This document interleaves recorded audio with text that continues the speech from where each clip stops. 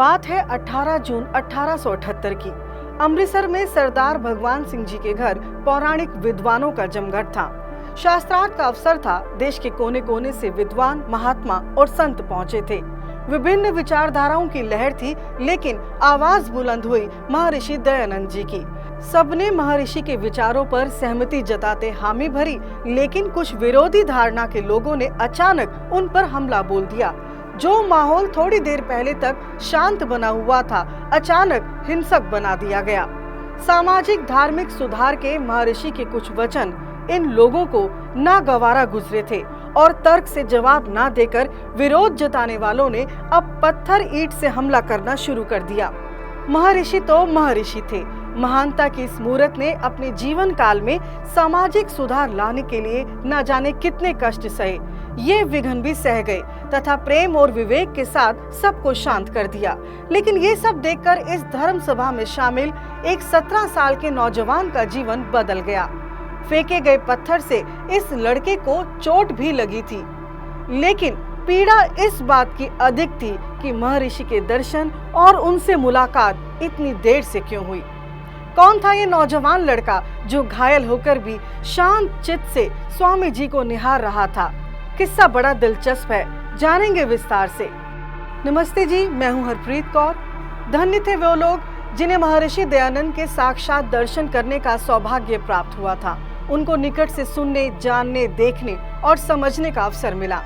17 साल का ये नौजवान भी कुछ ऐसा ही महसूस कर रहा था जो अमृतसर की धर्म सभा में महर्षि के व्याख्यान सुन रहा था। पैर में लगी चोट से अधिक दिल में जख्म हुआ जब वह गुलाम भारत की असली तस्वीर से परिचित हुए। इस प्रेरणा ने जो प्रगतिशील सोच दी इस नौजवान को, वो आगे चलकर समाज के लिए मिसाल बनी। महर्षि के दर्शन और दार्शनिक विचारों से प्रेरित ये नौजवान पंडित कृपाराम आगे जाकर स्वामी दर्शनानंद के नाम से आर्य समाज के अनमोल विभूति बने। साल 1861 पंजाब का लुधियाना जिला और कस्बा जगरांव। उस दिन पंडित राम प्रताप खुश थे। पत्नी हीरा देवी ने पुत्र को जन्म दिया था। नाम रखा कृपाराम। उम्मीद ये कि अब पुत्र पिता के व्यापार को और ऊंचाइयों पर ले जाएगा। धनी परिवार में पला बड़ा यह कृपाराम तरुण अवस्था में ही दुकानदारी संभालने लगा। बाल विवाह के कुप्रथा के कारण कम आयु में विवाह कर दिया गया। परिवार की इच्छा थी कि बेटा माँ लक्ष्मी की पूजा करते हुए व्यापार को आगे बढ़ाए, किंतु पिता के विरुद्ध बेटा माँ लक्ष्मी की जगह माँ सरस्वती का उपासक बन गया और फिर एक दिन पंजाब से काशी चला गया। काशी में पंडित हरिनाथ, जो स्वामी मनीषानंद कहलाए, उनके विद्यालय में विभिन्न शास्त्रों में निपुणता प्राप्त कर ली। जैसे जैसे बड़े हुए, धर्म के विषय में चिंतन मनन भी बढ़ता चला गया। नतीजा, गृहस्थ जीवन त्याग कर वेदांती और फिर वैरागी बन गए। 1878 में अमृतसर की धर्म सभा का जिक्र जो अभी चल रहा था, कृपाराम भी पहुंच गए। महर्षि दयानंद जी के 37 व्याख्यानों को सुना और समझा। इन व्याख्यानों ने एक साधारण व्यक्ति को असाधारण व्यक्तित्व दे दिया और कृपाराम अब वेदांती से आर्य समाज का अनुयायी बन गए।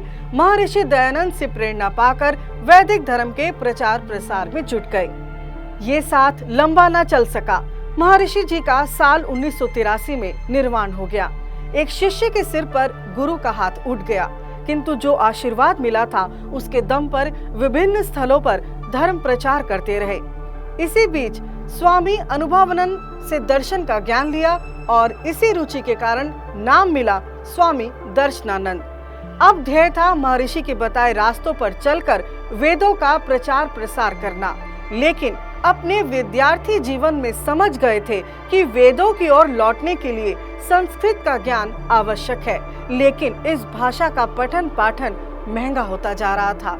हर कोई महंगे पाठ्य ग्रंथ नहीं खरीद सकता था। अपनी चिंता ना कर समाज की चिंता में डूब गए और आगे आने वाले भारत की शिक्षा का खाका तैयार किया और काशी में तिमिरनाशक प्रेस की स्थापना कर दी। संस्कृत और शास्त्र दर्शन को आसान बनाने के लिए महाभाष्य, अष्टाध्यायी और दर्शन शास्त्र के ग्रंथ छापने शुरू कर दिए। शुल्क ना के बराबर, बहुत ही कम कीमत पर, और जो निर्धन थे उन्हें फ्री में पुस्तकें देने में स्वामी दर्शनानंद संकोच नहीं करते थे। स्वामी दर्शनानंद जी ने अब लघु पुस्तिकाओं के लेखन एवं प्रकाशन में एक नया रिकॉर्ड बना दिया।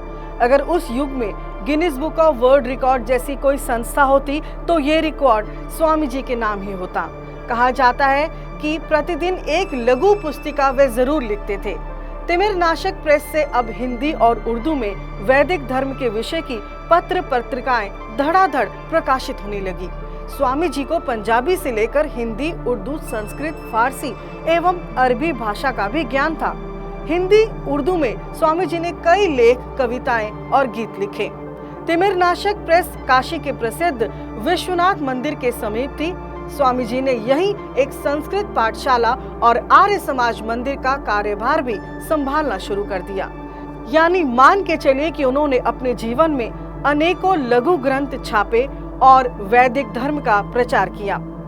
पौराणिक विद्वानों से सैकड़ों शास्त्रार्थ किए, जिसमें सामान्य जन सम्मिलित होते थे। आर्य समाज के पक्ष में विजय से प्रभावित होकर अनेक लोग आर्य समाज की विचारधारा ग्रहण करने लगे। न केवल पत्र प्रकाशन और अनेक ग्रंथों का अनुवादन, बल्कि पुरानी शिक्षा प्रणाली को पुनर्जीवित करने के लिए कई गुरुकुलों की स्थापना में स्वामी दर्शनानंद जी ने अपना योगदान दिया। 1899 में गुरुकुल सिकंदराबाद जनपद बुलंदशहर की स्थापना की। बदायूं में तपोभूमि गुरुकुल के नाम से 1903 में स्थापना की। जिला मुजफ्फरनगर 1905 में विरालसी गुरुकुल स्वामी दर्शनानंद द्वारा स्थापित सबसे प्रसिद्ध गुरुकुल महाविद्यालय ज्वालापुर है। 1907 में स्थापित महाविद्यालय ज्वालापुर का आर्य गुरुकुलों में विशिष्ट स्थान है। ये गुरुकुल वैदिक धर्म की रक्षा, नारी शिक्षा और प्रचार के लिए शरीर में रीढ़ की हड्डी के समान रहे हैं। स्वामी दर्शनानंद जी द्वारा स्थापित गुरुकुलों ने समाज को अनेक विद्वान दिए हैं। इसके अतिरिक्त भी आध्यात्म, योग, वैदिक साधना के साथ आधुनिक शिक्षा का मार्ग भी स्वामी दर्शनानंद जी ने अपने कार्यों से इतना आगे बढ़ा दिया कि उनका नाम शिक्षा के क्षेत्र में एक मिसाल बन गया। उसकी एक झलक देखनी है तो आज भी हरिद्वार में खोला गया Swami Darshanand institute of management and technology है। प्रबंधन और कंप्यूटर एप्लीकेशन के क्षेत्र में करियर बनाने के लिए, उच्च शिक्षा प्रदान करने के लिए निजी शैक्षणिक संस्थान के रूप में कार्यरत यह संस्थान अग्रणी है। Swami Darshanand institute of management and technology प्रतिष्ठित AICTE द्वारा अनुमोदित है और उत्तराखंड तकनीकी विश्वविद्यालय देहरादून से संबंधित है।